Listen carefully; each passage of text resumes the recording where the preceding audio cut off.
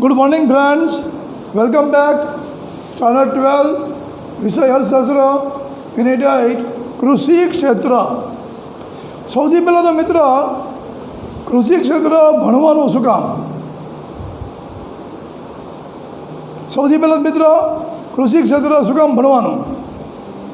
આપણે એસએસસીના એસએસમાં શીખ્યા, ઉપરાંત આપણે 11મમાં શીખ્યા કે ભારત એક કૃષિ પ્રધાન દેશ છે।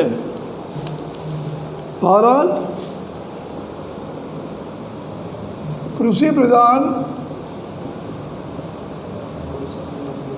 દેશ છે। ભારત કૃષિ પ્રધાન દેશ છે। તો ભારતને કૃષિ પ્રધાન દેશ કેમ કહે છે? કારણ કે ભારતની મોટાભાગની વસ્તી કૃષિ ઉપર રોજગારી માટે આધારિત છે। ભારતની મોટાભાગની વસ્તી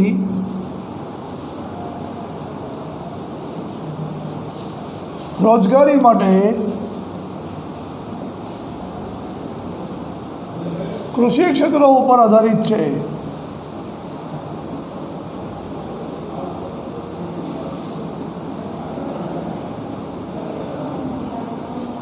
ભારત એક કૃષિ પ્રધાન દેશ છે।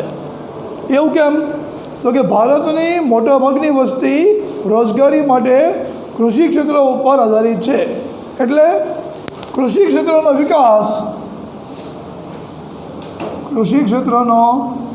વિકાસ ઇઝ ઇક્વલ ટુ ભારતનો વિકાસ।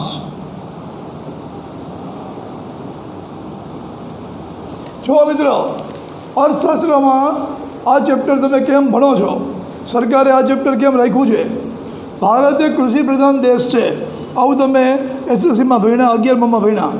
કેમ એમ કહે છે? કારણ કે ભારતની મોટાભાગની વસ્તી રોજગારી માટે કૃષિ ક્ષેત્ર ઉપર આધારિત છે। એટલે કૃષિ ક્ષેત્રનો વિકાસ થયો મતલબ મોટાભાગની વસ્તીનો વિકાસ થઈ ગયો। તો આ આપણા માટે ખૂબ જ મહત્ત્વનું ચેપ્ટર છે। તમારામાંથી જે કોઈ ભવિષ્યમાં નેતા બને, મિનિસ્ટર બને, કલેક્ટર બને કે કોઈ પણ એવી ડિસિઝન લેવાવાળી પોસ્ટ ઉપર આવે તો એ લોકો ભારતના હિતમાં ડિસિઝન લઈ શકે એ માટે આ ચેપ્ટર તમને ભણાવી છે। ભારત કૃષિ પ્રધાન દેશ છે। ભારતની મોટાભાગની વસ્તી રોજગારી માટે કૃષિ ક્ષેત્ર ઉપર આધારિત છે। એટલે કૃષિ ક્ષેત્રનો જો વિકાસ થઈ શક્યો તો એ ભારતનો વિકાસ થઈ ગયો। હવે આટલી સીધી વાત છે તો કેમ ભારતનો વિકાસ થતો નથી? કારણ કે 130 કરોડની વસ્તી અને મોટાભાગની વસ્તી રોજગારી માટે કૃષિ ક્ષેત્ર ઉપર આધારિત, મતલબ ઘણા બધા કરોડો લોકો એક ક્લાસને 5% ઉપર લઈ જવો હોય, જેને 67% આવતા હોય અને 72 આવતા હોય અને 77 આવતા હોય અને 82 આવતા હોય 87, ટીચરે જો 5% 60 વિદ્યાર્થીઓમાં સુધારવા હોય તો પણ કેટલી મહેનત પડે તમે જાણો છો। તો કરોડો લોકોમાં કોઈ સુધારો કરવો હોય તો it takes too much time and too much endeavours. અને એ કારણે આ ચેપ્ટર આપણે એટલે ગુજરાતી મીડિયમમાં એમાં ઘણો સમય જાય અને ખૂબ પ્રયત્ન લાગે, તો એટલા માટે આપણે આ ચેપ્ટર ભણીએ છીએ। તો હવે અર્થશાસ્ત્રના દૃષ્ટિકોણથી એવું શું કરવું જોઈએ કે જેથી કરીને કૃષિ ક્ષેત્ર ભારત માટે બોજારૂપ બનવાને બદલે કૃષિ ક્ષેત્ર ભારતના વિકાસમાં ઉપયોગી થાય, એવું કેવી રીતે કરી શકાય એ આપણે આ ચેપ્ટરમાં ભણવાનું છે। શરૂઆતમાં પ્રસ્તાવના આ ક્ષેત્ર દ્વારા એટલે કે કૃષિ ક્ષેત્ર દ્વારા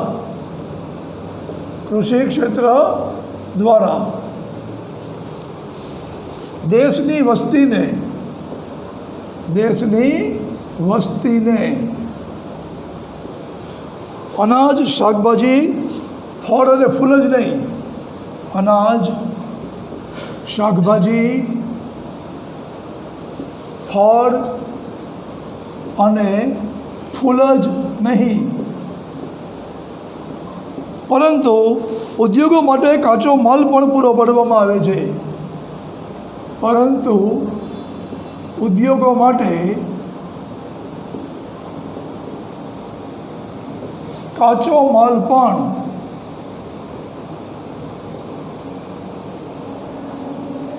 પૂરો પાડવામાં આવે છે.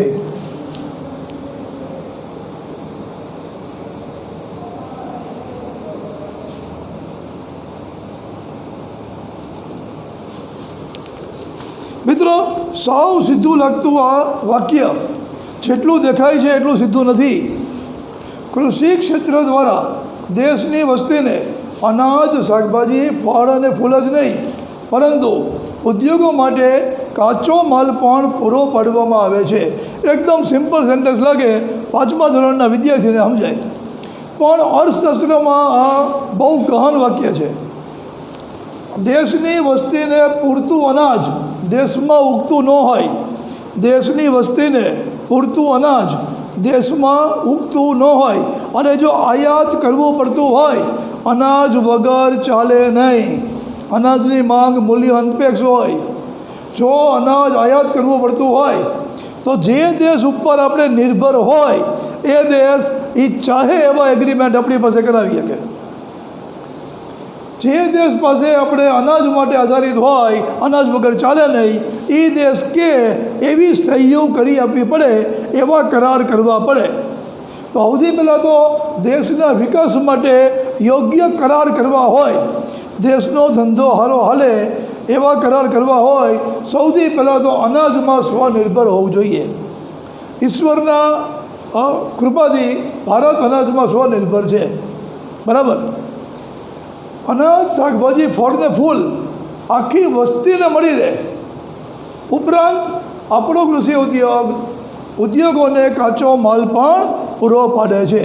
આ કાચો માલ જેટલો વિદેશથી આવે એટલો એમનો પ્રોફિટ અને ટ્રાન્સપોર્ટેશન ચડીને મોંઘો પડે, અને કાચો માલ જેટલો મોંઘો એટલી આપણી પ્રોડક્ટ પણ મોંઘી. આપણી પ્રોડક્ટ જેટલી મોંઘી એટલી આપણી નિકાસ ઓછી, અને નિકાસ ઓછી એટલે હુંડિયામણ ઓછું, અને હુંડિયામણ ઓછું એટલે વિકાસ ઓછો. તો આ વાક્ય કૃષિ ક્ષેત્ર વિશે બહુ જ મહત્ત્વનું છે. કૃષિ ક્ષેત્ર દ્વારા દેશની વસ્તીને અનાજ, શાકભાજી, ફળ, ફૂલ જ નહીં પરંતુ ઉદ્યોગો માટે કાચો માલ પણ પૂરો પાડવામાં આવે છે. હા, એક ફોટો મોકલી છે તમને આમનો. થેન્ક યુ સંજયભાઈ.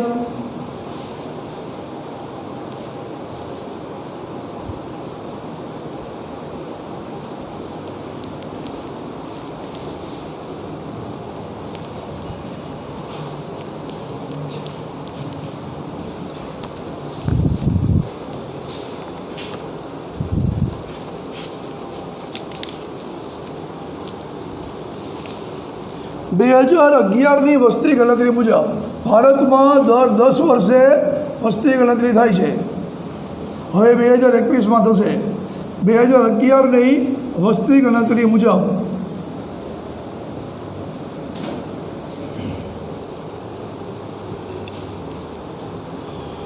ભારતની 69% વસ્તી એકચ્યુઅલી 68.8 ગામડાઓમાં ગ્રામ્ય વિસ્તારમાં વસવાટ કરે છે.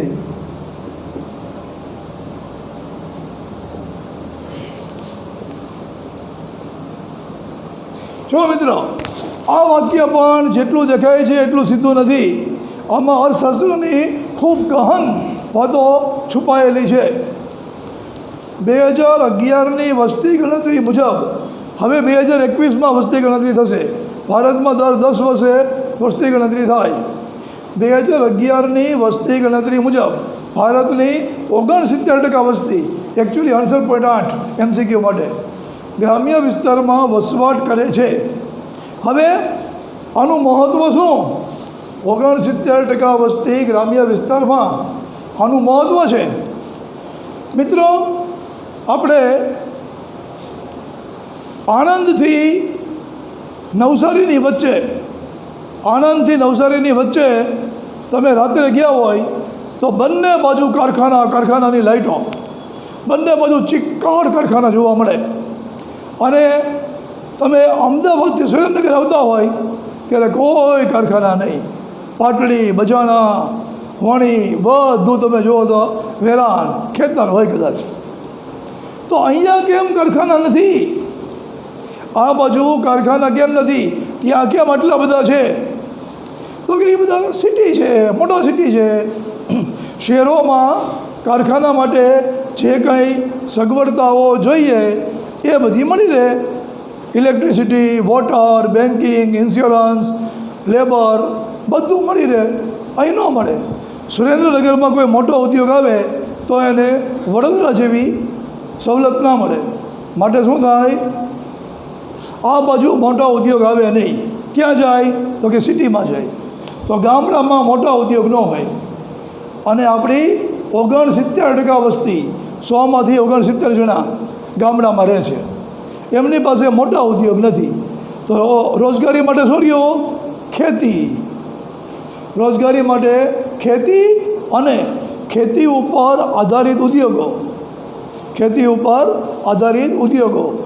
જે કંઈ ખેતરમાંથી ઘઉં આવે એ ઘઉંને સાફ કરવાના, પેક કરવાના, એવા બધા કારખાના હોય. પોલ્ટ્રી હોય, એવું બધું હોય. તો 69% વસ્તી ગ્રામ્ય વિસ્તારમાં રહે છે. મતલબ ખેતી ઉપર આધારિત છે કમ્પલસરીલી. ત્યાં બીજા ઉદ્યોગ નથી. અને એટલા માટે જો આપણે કૃષિ ક્ષેત્રનો વિકાસ કરી તો જ એમનો વિકાસ થાય. હજી સુરેન્દ્રનગર જે ડિસ્ટ્રિક્ટ હેડક્વાર્ટર છે, સુરેન્દ્રનગર કે જે ડિસ્ટ્રિક્ટ હેડક્વાર્ટર છે, ત્યાં પણ જો હજી ઉદ્યોગો આવતા ન હોય તો જે બધા સાવ નાના ગામડા છે ત્યાં બધે ઉદ્યોગો પહોંચાડશું એ ઘણું દૂરનું સ્વપ્ન કહેવાય. એના કરતાં વાસ્તવિક વાત એ કહેવાય કે કૃષિ ક્ષેત્રનો વિકાસ થાય તો ઓટોમેટિક ભારતની 69% વસ્તી સમૃદ્ધ થઈ જાય અને દેશ હારોહાર સમૃદ્ધ થઈ જાય. બોર્ડવર્કનો એક ફોટો મોકલી છે.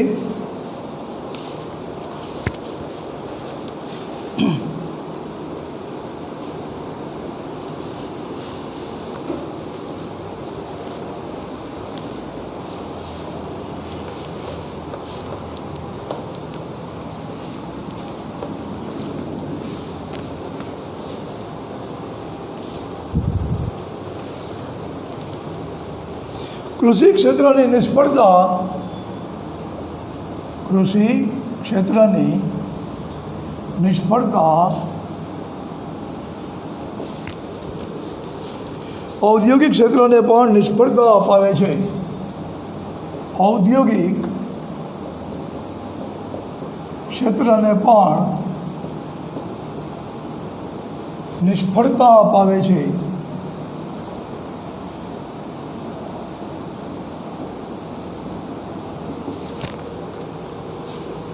અને જો આ બંને ક્ષેત્રો નિષ્ફળ જાય, જો આ બંને ક્ષેત્રો નિષ્ફળ જાય તો ત્રીજું એટલે કે સેવા ક્ષેત્ર પાસે પૂરતું કામ ન મળે, પૂરતું કામ ન મળે. તેથી તે પણ નિષ્ફળ જાય, તે પણ નિષ્ફળ જાય. જેથી કહી શકાય કે ખેતીની સફળતા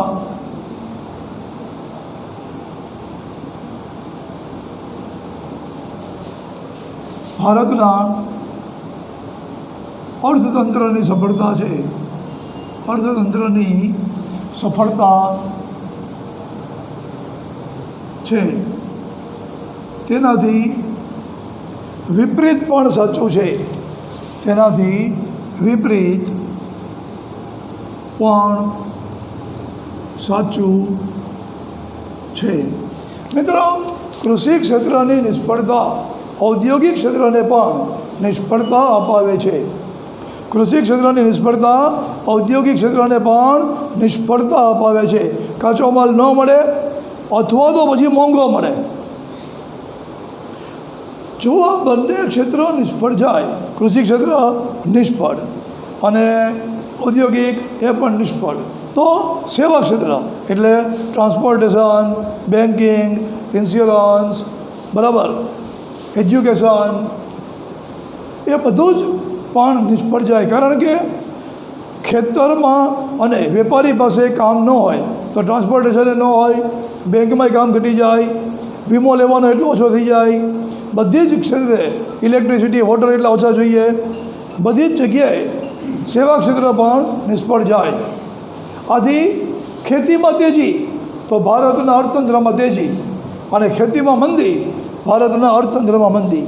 મિત્રો, ઘણીવાર આપણે વેપારીને કહેતા સાંભળીએ છીએ કે ભાઈ આ વર્ષે વરસાદ સારો થયો એટલે આ વર્ષ તેજીનું રહેવાનું। ઘણીવાર આપણે વેપારીઓને બોલતા સાંભળીએ છીએ કે ભાઈ વરસાદ સારો થયો એટલે આ વર્ષ તેજીનું રહેવાનું।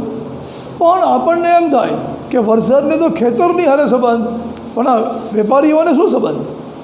તો વેપારીઓને પણ ખેતરની હારે ડાયરેક્ટ સંબંધ છે। કારણ કે કૃષિ ક્ષેત્રની નિષ્ફળતા, ઔદ્યોગિક નિષ્ફળતા, સેવાની નિષ્ફળતા, છેવટે ભારતના અર્થતંત્રની નિષ્ફળતા। અને જે વર્ષે કૃષિ ક્ષેત્ર સફળ તો ઔદ્યોગિક પણ સફળ, એ બંને સફળ એટલે સેવા પણ સફળ। ખેતીમાં તેજી તો ભારતના આખા અર્થતંત્રમાં તેજી, ખેતીમાં મંદી ભારતના આખા અર્થતંત્રમાં મંદી। હા, એક ફોટો મોકલી જી।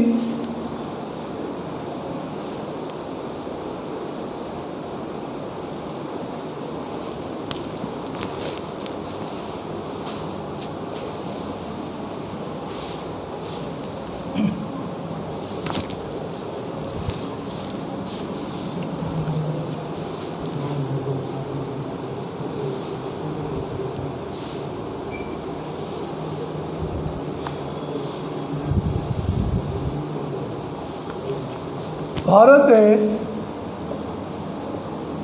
પહેલી પંચવર્ષીય યોજનામાં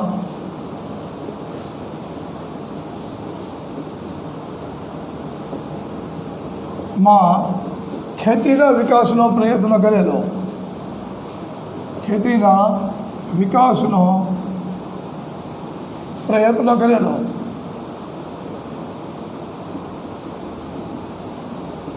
પરંતુ તે પછી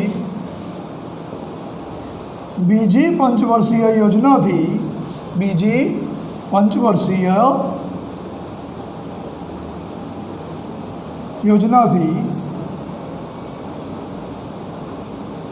આજ સુધી ભારત ઔદ્યોગિક વિકાસનો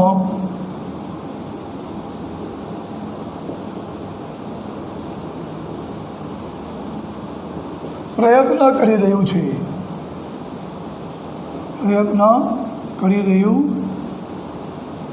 છે।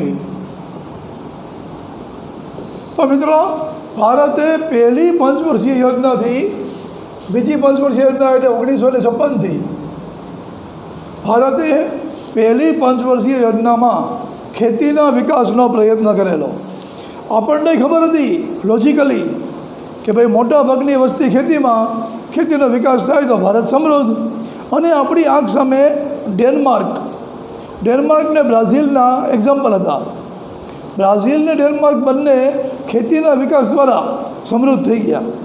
એટલે આપણે પહેલી પંચવર્ષીય યોજનામાં ખેતીના વિકાસનો પ્રયત્ન કર્યો। પણ સાહેબ, 5 વર્ષમાં આપણને ખ્યાલ આવી ગયો કે આ ઇમ્પોસિબલ ટાસ્ક છે, આ થઈ શકે નહીં। કરોડો ખેડૂતોને નોલેજ આપવું, કરોડો ખેડૂતોની પદ્ધતિ બદલાવી અને નવી ટેકનોલોજી એમને પોષાય એ માટે લોન આપવી, એ લોનને પછી વસૂલ કરવી અને એ બધા પાછું પ્રોફિટેબલ ભાવથી વેચી શકે એ પ્રકારની માર્કેટ વ્યવસ્થા કરવી it was not at all possible. એ શક્ય નથી. આપણને 5 વર્ષમાં ખબર પડી ગઈ.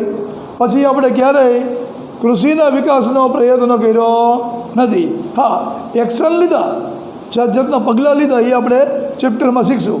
પણ કોઈ ઓબ્જેક્ટિવથી 5 વર્ષીય યોજના બનાવી નથી, કારણ કે એ શક્ય જ નહોતું. પરંતુ તે પછી બીજી 5 વર્ષીય યોજનાથી, મતલબ 1956થી આજ સુધી ભારત ઔદ્યોગિક વિકાસનો પ્રયત્ન કરી રહ્યું છે. આવું કેમ, હું તમને સમજાવું કે મારે એક કારખાનું છે, એ કારખાનામાં હું મજૂર વધારી દઉં. અત્યારે એક પાડીમાં કારખાનું ચાલે છે અને 10 મજૂર કામ કરે છે, તો હું બીજી પાડીમાં બીજા 10 મજૂર મૂકું તો ઉત્પાદન વધશે. ઉત્પાદન વધતા જીડીપી વધે. અને ત્રીજી પાડીમાં ત્રીજા 10 મજૂર મૂકું, ઉત્પાદન વધશે. ઉત્પાદન વધતા જીડીપી વધે. આ વસ્તુ ખેતરમાં શક્ય નથી. હું એક ખેતરમાં 100 માણસ કામ કરે છે, હું ત્યાં 1000 માણસ કરી નાખું, એનાથી ઘઉં ઝડપથી ઉગશે નહીં. ઘઉંને ઉગતા જેટલો ટાઈમ લાગે એટલો ટાઈમ લાગે જ. માણસો વધારી દેવાથી હું 3 મહિનામાં 2 વાર ઘઉં ઉગાડી શકું નહીં. તો ઔદ્યોગિક ક્ષેત્રમાં ઉત્પાદન વધારવું સહેલું છે, કારણ કે એમાં માણસો વધારવાથી રોજગારી વધે અને ઉત્પાદન વધી જાય. ખેતીમાં ઉત્પાદન વધારવું અઘરું છે. એટલા માટે આપણે પહેલી 5 વર્ષીય યોજનામાં પ્રયત્ન કર્યો, ખ્યાલ આવી ગયો કે આ શક્ય નથી. બીજી 5 વર્ષીય યોજના એટલે કે 1956થી આજ સુધી આપણે માત્ર ઔદ્યોગિક વિકાસનો પ્રયત્ન કરી રહ્યા છીએ, અને એ જ સાચું છે. આપણે ખેતીના વિકાસ માટે એક્શન લીધા છે, ખૂબ સારા એક્શન લીધા છે, એ બધું આપણે શીખશું. હા, એક ફોટો મળશે. થેન્ક યુ સંજયભાઈ.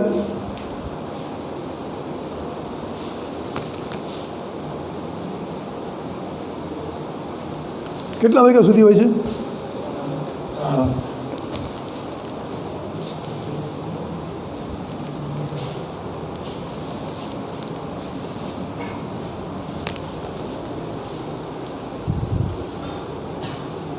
હવે ભારતમાં કૃષિ ક્ષેત્રની વર્તમાન સ્થિતિ.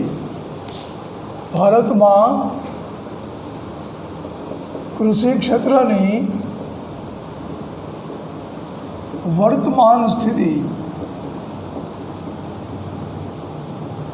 તમારામાંથી કોઈ કદાચ ડિસિઝન લેવા સુધીની પોસ્ટ ઉપર પહોંચે. ભવિષ્યના મિનિસ્ટર તમારી જનરેશનના હશે, ભવિષ્યના કલેક્ટર તમારી જનરેશનના હશે, બહારથી નહીં આવે એલિયન, બરાબર? તો તમારામાંથી જે લોકો ડિસિઝન લેવાવાળી પોસ્ટમાં આવશે તો એને ક્યાંથી શરૂ કરવાનું છે, અત્યારે આપણે ક્યાં ઊભા છીએ એ ખબર હોવી જોઈએ. કૃષિ ક્ષેત્રની વર્તમાન પરિસ્થિતિ.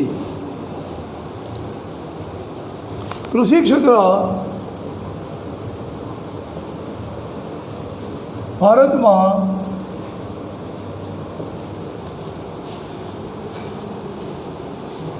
રોજગારીના ક્ષેત્રે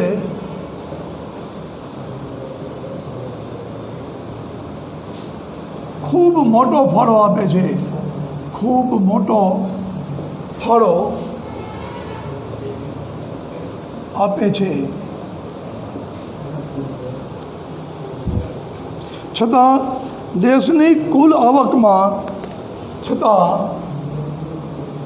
દેશની રાષ્ટ્રીય આવકમાં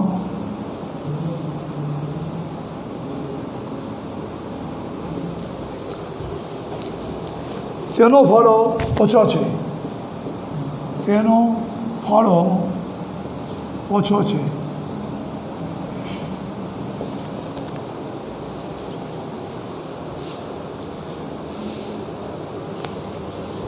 ઓગણ 50% લોકો કૃષિ ક્ષેત્રમાં રોજગારી.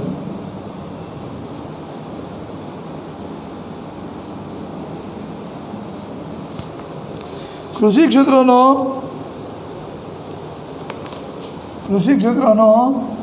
રાષ્ટ્રીય આવકમાં ફાળો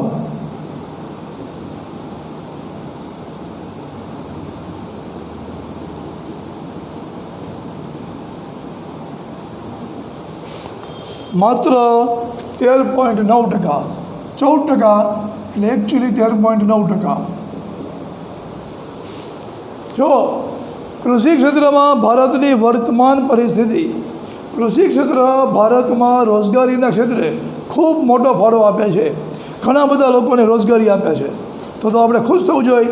બેરોજગારીનો જે કંઈ પ્રશ્ન છે કૃષિ ક્ષેત્ર હલ કરે છે, તો કેમ આપણે ખુશ નથી થતા ને આવું બધું નેગેટિવ બધું આપણે વાત કરી છે લેક્ચરની શરૂઆતથી?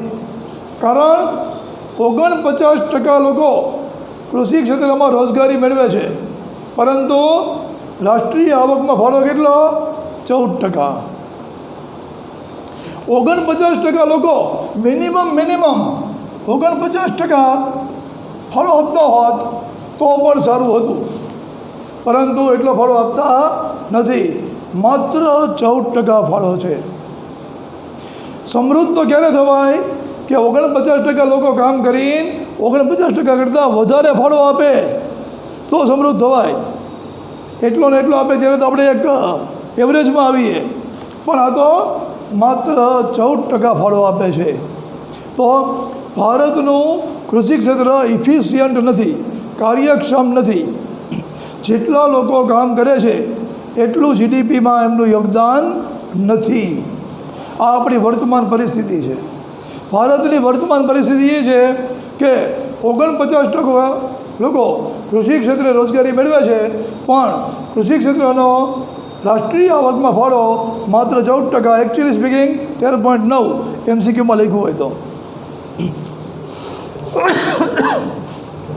હા, એક ફોટો પણ લો.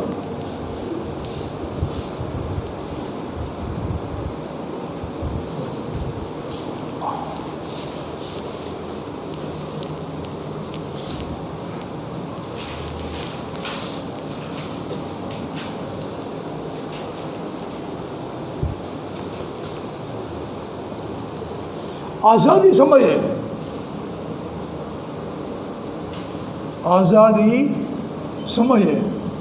મતલબ 1947માં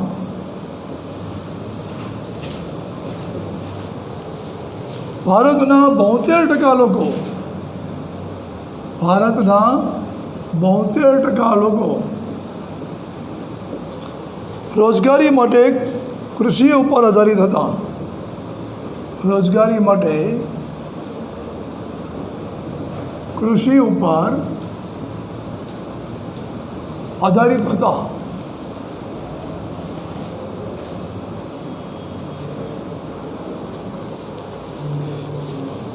જે હવે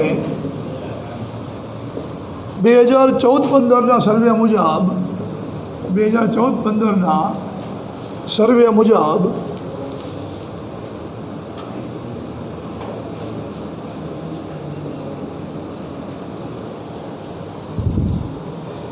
49% છે.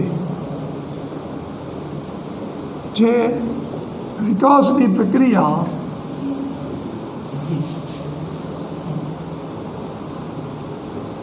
વેગ પકડી ચૂકી છે તેનું સૂચન કરે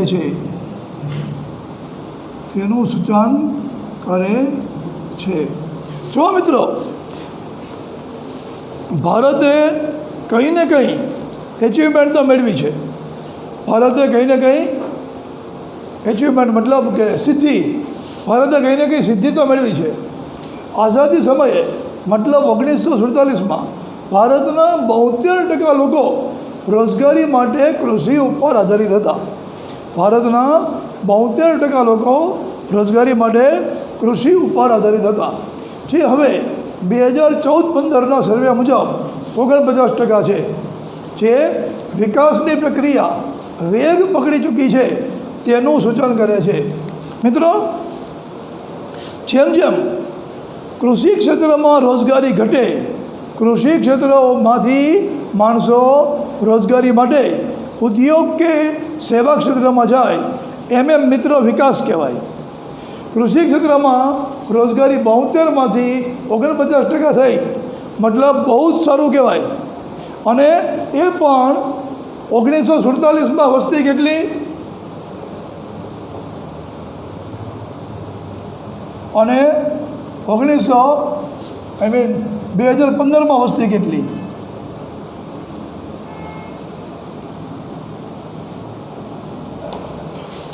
વસ્તીનો આટલો વધારો થયો છતાં પણ રોજગારીના પર્સન્ટેજ સારા એવા ઘટાડી શક્યા છીએ.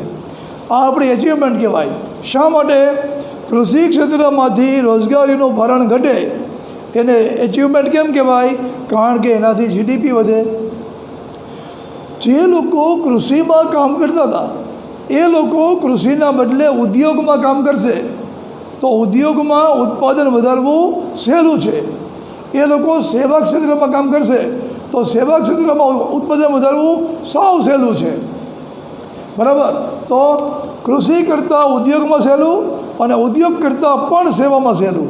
તો જેટલા કૃષિમાંથી ઉદ્યોગમાં કે સેવામાં ગયા એટલું ભારતનું એચિવમેન્ટ છે. કૃષિ ક્ષેત્રમાં મેં તમને કીધું એમ શું થશે કે માણસો વધારતા ઝડપ વધી શકે નહીં. અનાજને ઉગતા જેટલી વાર લાગે એ ગમે એટલા માણસો રાખો તો પણ એટલી વાર લાગે. જ્યારે એક કારખાનું એક પાળીમાં ચાલતું હોય અને 1000 નંગનું ઉત્પાદન કરતું હોય, 2 પાળીમાં ચાલે તો 2000 નંગનું ઉત્પાદન કરે. તો ઉદ્યોગમાં માણસો વધારતા ઉત્પાદન વધે. અને ઉદ્યોગ સ્થાપવા માટે પણ નિયોજકો જોઈએ, જોખમ ઉઠાવનારા. એટલે ઉદ્યોગ વધારવા એ પણ અઘરું કામ છે. ખેતી કરતાં સહેલું પણ તે અઘરું.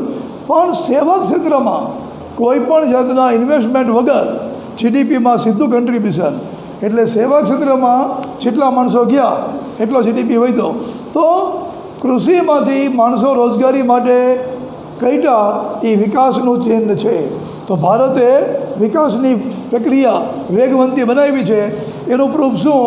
તો કે 1947માં 72% લોકો હતા, અત્યારે 49% લોકો છે.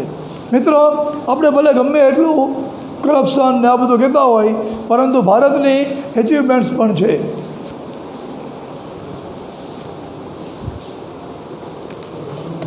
હા, એક ફોટો પાડી લો.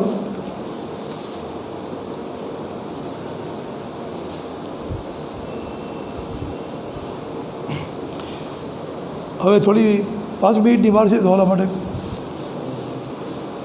ચલો. તો હવે 5 મિનિટની વાર છે તો આપણે કોઈને ડાઉટ કે ક્વેરી હોય